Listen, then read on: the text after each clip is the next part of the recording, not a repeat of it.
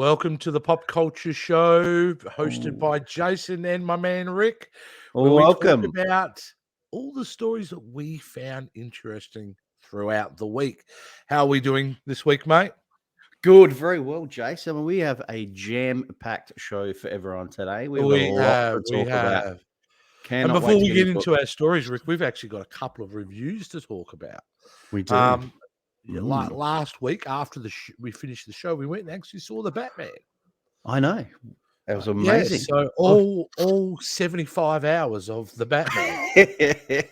No, it was a long movie. It was a long movie, but gee, I think, a shock horror news here, Rick. We loved it. We loved it very much. We absolutely dug it like just about the whole planet. Yeah. When I come home, my son had asked me, and he's 26, and he goes, "Oh, Dad, how would you describe the Batman?"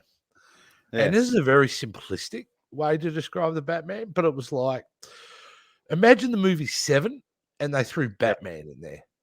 Yep. A little less focus on the horror, but they threw Batman in there. And look, it was a movie where I was a bit shocked at how less action there was in the film. Mm-hmm. For a superhero film, it was lacking a lot of action. Yep. Don't you think? It did. Yeah, because it's more focused as a detective story, which was great, which is what I loved about it. And I think what a lot of people did. Batman, essentially, he's a detective, and this is what its main focus is. And it is. It's just a true detective story, and it starts off like that and keeps going. Yeah. But what I was going to say about the action scenes, when they do come, they just felt so much more powerful. Yeah. Because you kind of built up to it, that obviously that scene in the hallway where you just see the muzzle flashes going, which is just incredible. When he first meets up with that gang, and of course that car chase scene, which was all practical, mind you. Yeah. There was barely any CG in this film. No. It was, they would put dressing on it, CGI dressing on the scene. But most of the actual car going through the fire was all real. And that's what made it so good. Yeah. And can I just say, a lot of people are hating on the Bat car. I love the Bat car. I think it's a muscle car, mate. It's good. Yeah. So yeah, you're never going to keep everyone always happy. No, right? Always somebody's going to complain about this. But it's just the performances, honestly. Stellar performances by the entire cast. I mean, Jeffrey Wright as Commissioner Gordon. I think he's my favorite commissioner. Detective Gordon at this point. I think he's my favorite. Yep. Even Andy Serkis, who had a very minor role, very powerful scene in the hospital with him when it comes to. So as Alfred. Yeah, and Paul Dano playing the Riddler. Oh my God! Purely standout. Well, the most terrifying villain since Heath Ledger's Joker, without question. Yeah. I had got stuck in the thought process of trying to compare this with The Dark Knight, which would probably be close to its equal. It is. They're very kind of different films, but this is a film that has, well, to me, Oscar level story and performances. Whether it gets it, I mean, you never know with the Academy Awards, but essentially next year, I would love to see the Batman up for a few nominations because everyone was absolutely fantastic in it. It's definitely do not take. If you've got a kid under 10, don't waste your time. Not because of any violence or anything like that. No, it's because they're going to be bored out of their minds. 3 hours of kids sitting there, 3 hours of kids sitting. It's not that. It's a very adult focused driven film, and it was excellent. It was exactly what everyone's saying. It is. It's just a really fantastic Batman movie. And I remember being disappointed, Rick, when Ben Affleck and he said, "Well, I'm not doing my version of the Batman." He was kind of out, and I wasn't that excited about the thought of another iteration of Batman. But I love being proven wrong, and this movie proves everyone wrong. Speaking of proving wrong, if you guys follow the channel, you know that I was not a fan of Pato being Batman. I kind of raised a bit of an eyebrow, but boy, did I eat my words. He was amazing as Batman. look, the thing is with him is a lot of people, obviously in the popular culture, most general people still remember him as the Twilight guy. Correct. But if you had seen some of his films that he'd been doing since then, I wasn't surprised. There were two films I would point out are the reason why I knew he was going to be incredible as the Batman. One is Good Time. If you haven't seen the movie Good Time, I highly recommend seeing that. Made by the Safdie brothers, who did Uncut Gems. That's my little TikTok reference here, Uncut Gems. They made that movie, and then they made a movie Good Time back in 2017. Robert Pattinson, all set over one night, plays a petty criminal, and he was phenomenal in that film. And of course, The Lighthouse. Yeah, with William Dafoe, which came out a couple of years ago. He was exceptional in that. So, yeah, like he didn't surprise me. He was good. Zoe Kravitz surprised me the most. I would have thought she would have been, but she was really great, really solid. Yeah. Look, we could go on for hours about the Batman. All I'm going to say is it's awesome. We loved it. Go check it out if you haven't. Go check it out. And you don't have to be a fan. Just to check it out. No. That's how good. And obviously, we always like to just quickly check out the Rotten Tomato scores on this one. And there's not going to be any surprises here, Rick. The critics gave it 85%, which is probably a little bit low for what I would have thought. But 85% is still a really great score. Still. But the audience scores at 89%. So there's still 1 in 10 people in that theater going, this movie sucks. Yeah. No. Fantastic. All right. But there was another... I don't know. Do you call them blockbusters anymore if they go straight to streaming? I don't know. Maybe. But, it would have 10 years ago been a big blockbuster release at the cinema. There's no doubt about it. And that movie we're referring to is called The Adam Project, which went straight to Netflix. Ryan Reynolds, Mark Ruffalo, Jennifer Gardner. Kind of science fiction time traveling adventure movie.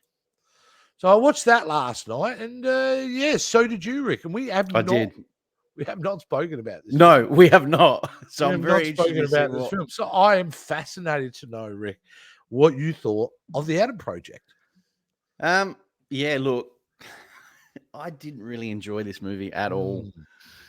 Look, the story and script was very cheesy. The acting and dialogue was just made for Ryan Reynolds. Ryan Reynolds plays that same character he's been playing for the last 15 years. Yeah. You know, like you mentioned before, I had a stellar cast. I had a great cast. The thing that got me was I didn't have time to invest in these characters. Within a blink of an eye, these characters have gone, and you don't really invest in their stories and so, because I felt like they're trying to cram so much so quickly. Yeah. In this storyline, I just wasn't entertained. It could have been better if we invested a little bit more time in some of these certain characters, but it wasn't for me, dude. Not a that's interesting. I probably liked it a little bit more than you. I'm not going to turn around and go, it was amazing. I'd give the film a good 7.5 out of 10. But it was a throwback film for me. I felt very much like this would be a script that you would have read in the 80s or the 90s. But it was heartwarming and it was charming. And Ryan Reynolds, you're right. At this point, Ryan Reynolds just plays Ryan Reynolds. Yeah. But he knows how to pick the projects. Is this the right type of project for him? You know, it's very much a mashup of ideas and other franchises and everything else. But no, I liked it. I thought there was some, one of my favorite scenes actually was the bar scene between Jennifer Garner and Ryan Reynolds. Very emotional scene. I thought Jennifer Garner really knocked it out of the park, really brought into all her pain and everything.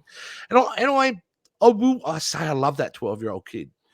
The kid they got to play, the young Ryan Reynolds, was really good, like really good. So, look, it's kind of a throwaway film in many ways. You go in and it's kind of, I felt it was very turn your brain off at the door. There are a lot of questions left unanswered. There are a lot of plot. The ending was so weak.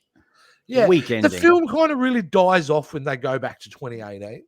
When they go there and go to Mark Ruffalo, for me, it kind of just it hit a hurdle. It came back, I thought, but it kind of it had issues there. But honestly, dude, we didn't pay a cent for this film. I know, and that's what I got. And it is an A-list quality looking film. Special effects are on point. There's big stars in it. It looks fantastic. The sound design, everything else. So it had all the ingredients, but I'm going to talk about the director of this movie, but I'm not going to talk about him now. I'm going to talk about him coming up. And I'll give you an explanation. Everything will kind of make a bit more clearer in the sense of how this film turned out in the end and what we would expect from this guy's type of films. This is very much kind of in sync with that. But like I said, we always like to go to Rotten Tomatoes. So let's have a look at the Rotten Tomatoes. What are they? Well, it's getting a 70% from the critics. So it's probably higher than you would have expected. And for it. And the audience is high as well. The audience is at 81%, which is means, there's still 2 people in every cinema, or in this case, lounge room, who are not enjoying it. But which is interesting, Rick, because we've had the opposite probably opinion. They came out with Red Notice a little while. Yeah, and I love that movie. You love that movie, and you hated it. I hated that movie. I thought it was just awful. And there you go. And the Adam Project, not for me. And I'm like, oh, no, Doug, it is what it is. Did you like Kathleen Kenner as the villain? Like, yeah. I mean, CGI kind of. At this point in that film, the villain is, I thought their face swap technology was actually pretty great. Yeah, it was pretty good. Like the younger version of itself was quite good, and they did that subtly at the end of the movie too, when Ryan Reynolds is meeting. Zoe Saldana, Zoe Saldana, Uhura in the end. So, there was a little bit of de-aging of him there as well. That didn't really. I mean, the villain's very one note. Everything is very, very basic. There's not a lot of emotional depth to the villain, but there is with the mother, Jennifer Gardner. There's a lot of emotional depth. I wanted to see more of her in there. Yeah, and Mark Ruffalo had a couple of really good kind of scenes in it, but. Yeah, it did. It felt very much a throwback movie. Like I've seen all this stuff before in other movies. Yeah. Maybe not exactly like that, but themes and ideas of that. Thanks. So yeah. But anyway, that's our reviews. That's our reviews for this week of what we see. Let's get into some stories, Rick. I really want to talk about some of the big stories. And this one leads on to exactly what I was talking about before. Was the director of the Adam Project, Sean Levy. Now, Sean Levy, it has been announced officially, and this is Deadpool 3 news. Hello. Yep, Sean Levy is to direct Ryan Reynolds in the Marvel movie. So, like I said, we spoke about this a couple of weeks ago. We did. And we said, look, Ryan Reynolds said there's news coming up. He doesn't know when, but it's coming up. And here's the first bit of news by the looks of it. So, what makes this interesting, this will be the third time these guys have worked together, which is great. So there's obviously a trust there between Ryan Reynolds and Sean Levy. Now, the issues you have with the the Sean Levy's a good director, but I'm a free guy. I'm going to give you a list of films that he's directed, Rick. All right. So by the time I give you this filmography, you're going to get a good sense of the kind of level of director he is and what you kind of are going to expect. So. Like one of his first earlier films was Big Fat Liar. Remember that film? Yep. With Paul Giamatti and Frankie Muniz. And then he went on to make films like Cheaper by the Dozen, the Pink Panther remake, Night of the Museum, all 3 of those Night of the Museums. He made movies like Date Night, Real Steel, The Internship. I see Real Steel was all right. Yeah. Yeah. And then obviously he had a bit of a break and come back with Free Guy and the Adam Project. So the next one is Deadpool 3. So they're going to get to work together. I feel like Sean Levy is very much a master to Ryan Reynolds. That's why I want to work again, because I feel like Sean Levy just points the camera at Ryan Reynolds and whatever you want to do, mate, whatever you want to do. And allows Ryan to be Ryan. So I have no issue with him being the director of Deadpool 3 because those movies especially, you need Ryan Reynolds to be Ryan Reynolds in those films. Correct. I mean, this is a big movie because this is going to be the first that we're going to see him in the MCU, the Deadpool movie in the MCU. Yeah. So obviously, there's a lot of big concerns. Obviously, a lot of people are, going on about the R rating. Is Deadpool still going to be that R rating? You know, we're moving into now that we get to see, you know, the Punisher and all that coming into TV. Does that allow us to have an R rating in Disney? Who knows? Well, they're very good hopefully. questions. And the things we've struggled with in the past, we still don't have an answer for. No. Do I think they could do a PG-13 version of Deadpool? Yeah, I do. Yes. Well, I do. But it would mean you could drop one F-bomb and you couldn't have a lot of the sexual content, which would be a bit of diminishing. I think the reason we already don't have a Deadpool 3 is because of those exact questions that even Disney was struggling to rectify internally. What do they do in regards to, if you're going to have Deadpool, why aren't you going to have him being in all his glory? Hey, also, did you see that concept art this week from Shang-Chi that got released? No. And in the concept art of Shang-Chi, instead of Abomination fighting Wong, it was a drawing of Deadpool fighting Proxima Midnight. So initially, they were going to try to get Deadpool into Shang-Chi in that little scene, which I thought would have been fun to see. So yeah, who knows? There you go. He might pop up somewhere. Yeah, that's it. All right, let's move along, Rick. We're going to move along to the next scene, which is about another director. Well, actually, no, it's not about another director. It is about a directing gig, though. Marvel are releasing a one-off Halloween special this year, which it looks like a lot of fun, called Werewolf by Night. Yeah. Werewolf by Night is obviously a Marvel character. I don't know much about him, but I don't much about him. I tell you what, I reckon he's a werewolf. All right. So that's as much as I know. What is really interesting about this story is who they're getting to direct. Right. Michael Giacchino. Do you know that name at all, Rick? I've heard it floating around, but don't know much. You don't know what about it. I think you're going to be absolutely stunned when I start talking about who it is.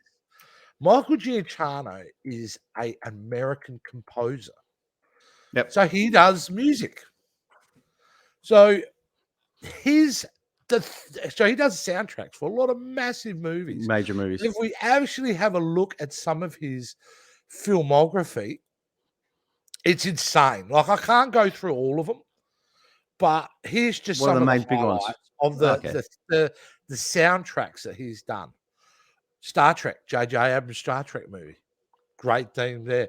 Mission Impossible 3, Ratatouille, Cloverfield, Speed Racer, Up, Land of the Lost, Cars 2, Super 8, Mission Impossible Ghost Protocol, John Carter, Dawn of the Planet of the Apes, Jurassic World, Inside Out, Star Trek Beyond, Doctor Strange, Rogue One, the new one, Star Wars story, Spider-Man, Homecoming. In fact, all the Spider-Man movies he's done. Like, this guy is the real deal. He's and of course the Batman. He did the new music for the Batman.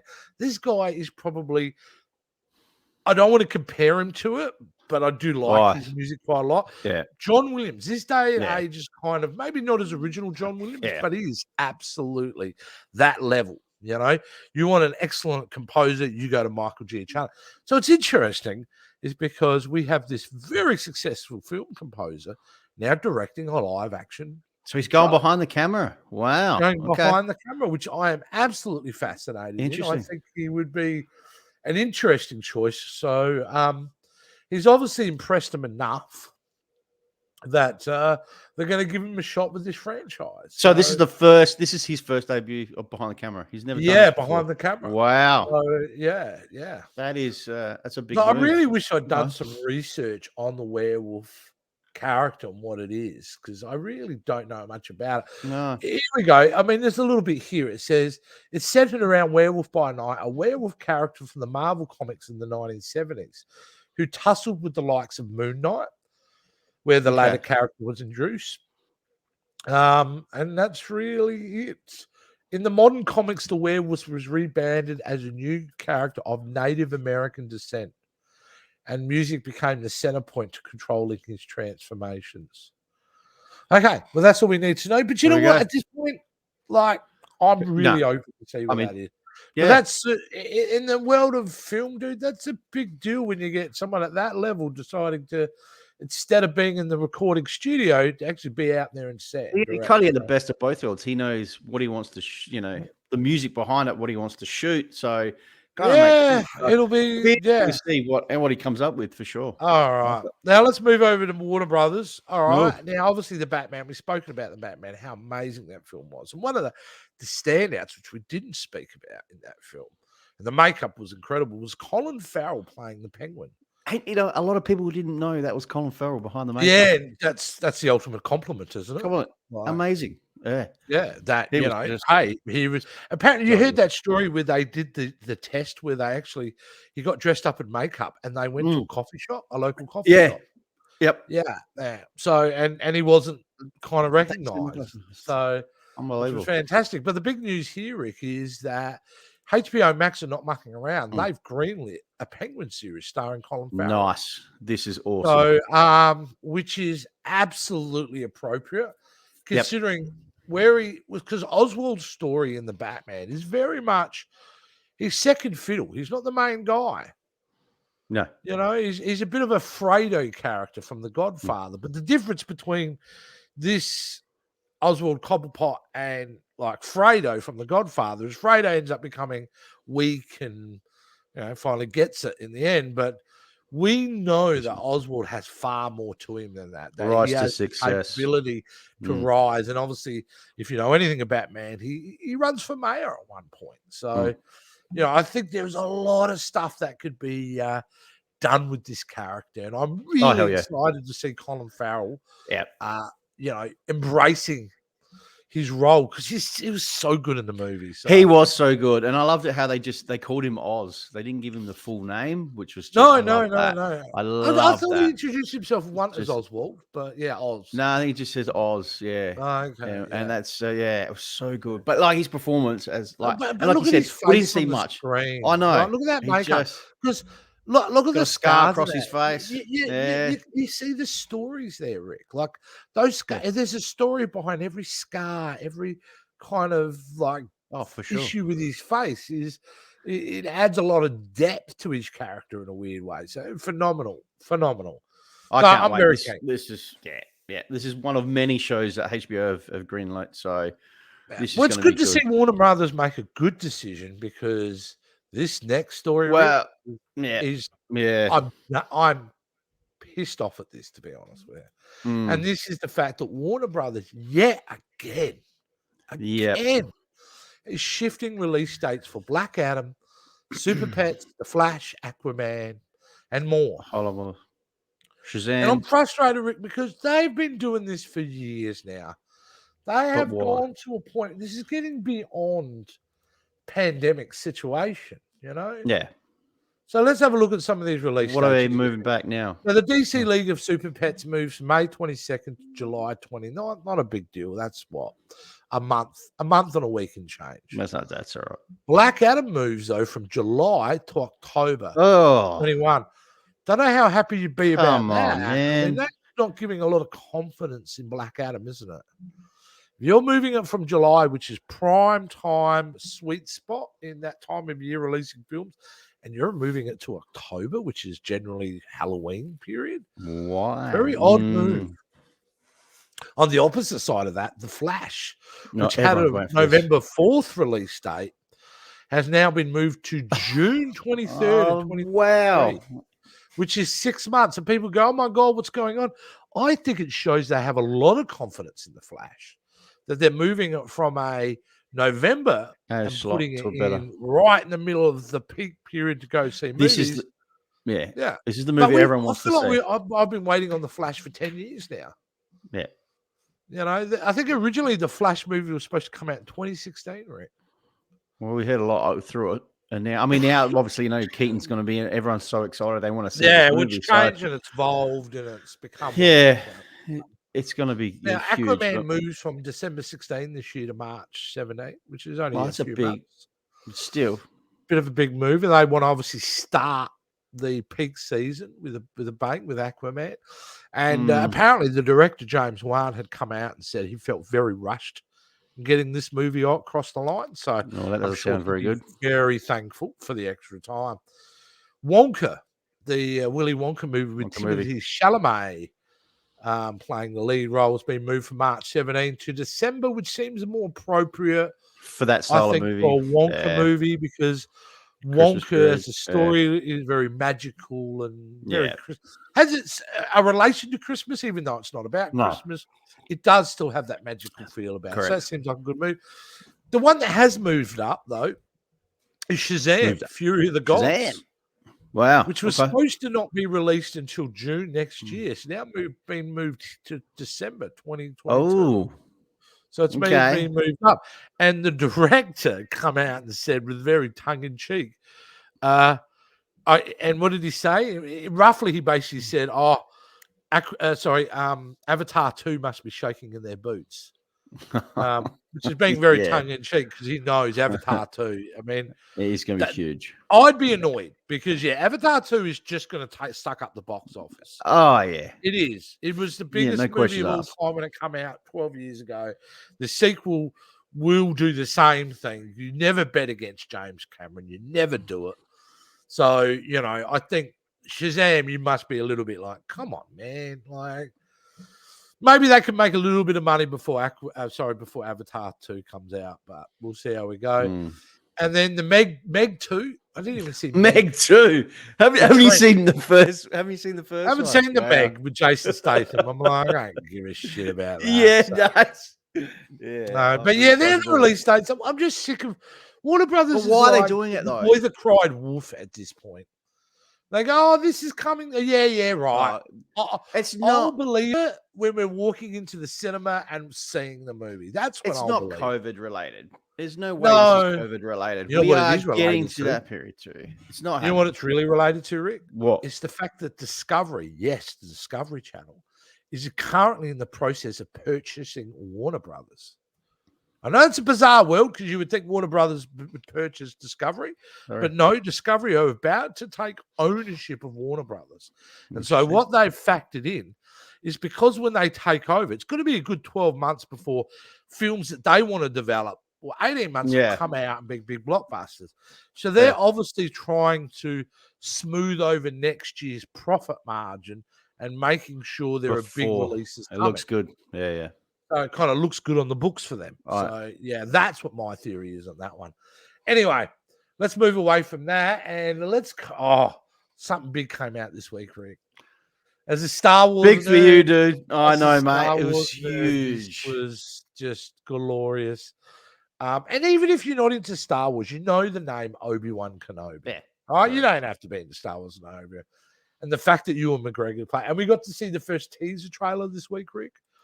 Of Obi Wan Kenobi, and it was fantastic and glorious. It wasn't a lot of the plot there, but it's certainly very cool.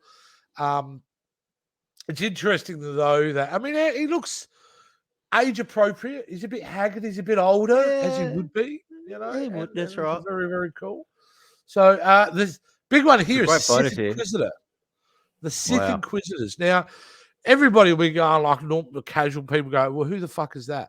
Well, just because Star Wars is so well handled by Dave Filoni, their Sith Inquisitors were the bad guys in an animated show called Rebels, which was out a couple of years ago. It was a fantastic show. And it was set around the same time. And he was an excellent villain. So he will be, and his job is to hunt down and kill off all the remaining Jedi that didn't get killed off at the end of Revenge of the Sith from Order 66. So that's his job, is to go there and just slay Jedi. He's not a Jedi himself. He believes in the dark side, but they are also trained in lightsabers. So fantastic. We get some good-looking photos there, mate. Yeah, wow. Yeah, we get to go to this very Hong Kong-inspired kind of environment. That's another Sith Inquisitor right there. These are these droids here, extremely smart, strategic droids that that were used in the Clone Wars. So that's fantastic. Don't know who she is, but she's wearing black, so clearly she's a bad guy. Uncle Owen. Uncle Owen returns. Now, he was actually in Revenge of the Sith, playing a young Uncle Owen. That's the aunt and uncle that Luke Skywalker lived with as he grows up. Yeah. So to see the fact that Joel Edgerton, who's a fantastic director He's and great. actor, Aussie represent. That's it. It's great to see him in. And in that bit in the trailer, he's actually facing off against an Inquisitor, and he can't fight, so looks really, really cool. There's their base. Looks dope. Looks really cool and creepy and dark and stuff like that. That's a young Luke Skywalker there, riding the top of it. It looks like he's wearing a VR headset or something. But yeah, there's lots of great imagery in this. It looks absolutely fantastic. Comes out May 25th. It's going to be must-watch television, even if you're a casual fan, Rick. You're not that big into it, mate. You've got to get into Obi-Wan Kenobi. I'll be watching it for sure. It's like you said, as a casual fan, I enjoyed the other series. It was just so good viewing. And when this was now, I just cannot wait to see what this brings. Another, story to the Star Wars universe. So good. And there's your cast. Look at some of your cast. Hayden Christensen returns. Wow. Are you? Kamal. He's coming back. Kamal Nanjiani. I love. He's great. He's really even O'Shea Jackson Jr. Wow. Okay. Cube's son. Benny Safdie. When I was talking about a film called Good Time, that guy was phenomenal. He's one of the directors. Also an actor. Wow. So yeah, definitely. Looks like a great cast. Can't wait. All right, and the last story of the week, Rick. The last story of the week is a fantastic movie that we had seen. The Gentlemen. Guy Ritchie went in. Sometimes he'd be hit and miss, but damn, he hit with this one. Fantastic. And as you can see with the title, Rick, they're announcing that the Gentlemen TV series is close to a green light at Netflix with Guy Ritchie on board. Yes. Do you want to see? I say do it. Yes. I do. Absolutely. Yes. Because we wanted more. At the end of that film, if it left you with anything, is you wanted more time with these characters. Yes. So to see the fact that they will be back, and I don't know who will be back out of the cast, but just to see more of this world, I can't wait. I'm really excited about this. Is it like a prequel? Do we know? Is he going to go? We know nothing. How is it? Or we don't nothing at this stage. No, we don't know anything. It's the fact that, it's in early stages of development. So, I mean, look, I think it's kind of, you could take it anywhere, couldn't you? Well, that's right. It's a crime thing. It could be like, you could take it in any direction you wanted. So I think people will be on board. Whether they get the entire cast back, I don't know. Obviously, a couple of people won't come back. Unless they do a prequel series, which I'm not a fan of. I'd rather see. I'm sick of stories before. I am more interested. You want to see after? After. Yeah, that's... with shows like Obi Wan Kenobi, you can't help that because we all know what happens to him. So the only way you're going to get new stories is to look back. But wherever possible, go forward. So, very keen, mate. And that was it. That's what I mean. There was a lot of other stories. There was a lot, man. Nothing as big to me than these stories this week. So, but we have one bit of big news to go before we sign off for the week, Rick. And you might already know this because maybe this is the way you're consuming our content right now. I'm not so sure.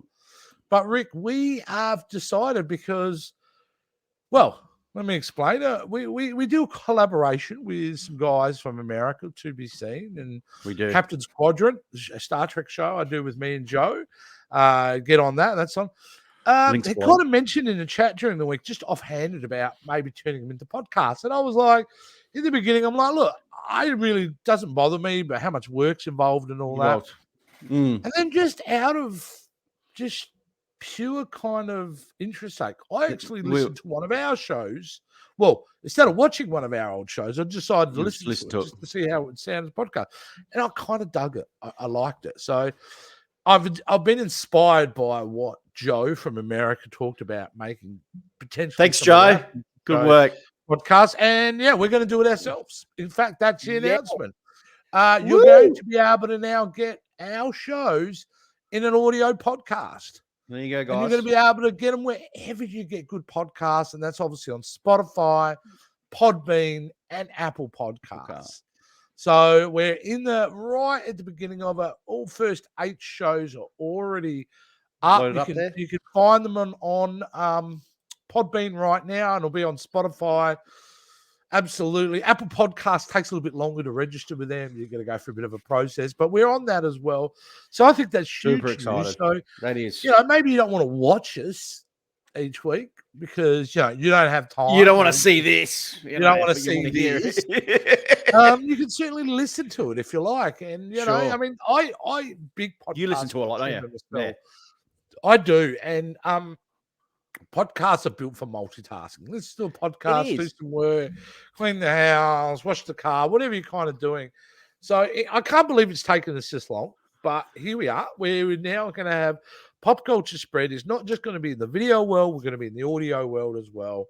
And look, we really, if you like what we do, or even if you just feel sorry for us, we would love everybody to get on there, subscribe to the audio podcast, and let give us us know a good what you review on the services. And if you like, we'll keep doing more. And there's a real opportunity audio podcasts to do exclusive audio podcasts for certain things. Like we could do director's commentary where we watch a movie, Rick, and we talk about it through it. Then you can go and listen to it while you're watching the movie. That's right. That's one example. There opens up a lot of opportunities for us. Yeah. I promise you one thing: we won't be doing a true crime podcast. Well, there you go. Good show. I like that show. Yeah. If you know what show we're talking about, very cool. Yeah, so there you go. So, Rick, to tie it up like we do every week, I always get you to talk about how people can connect with us. And now we've just talked about the audio podcast. You'll have to adjust your end of week spiel now moving forward. I know, to kind now of accommodate right. this. Incorporate that into it. But just for the sake of this week, we've already talked about the audio podcast. How do people connect to us? How do they find the show?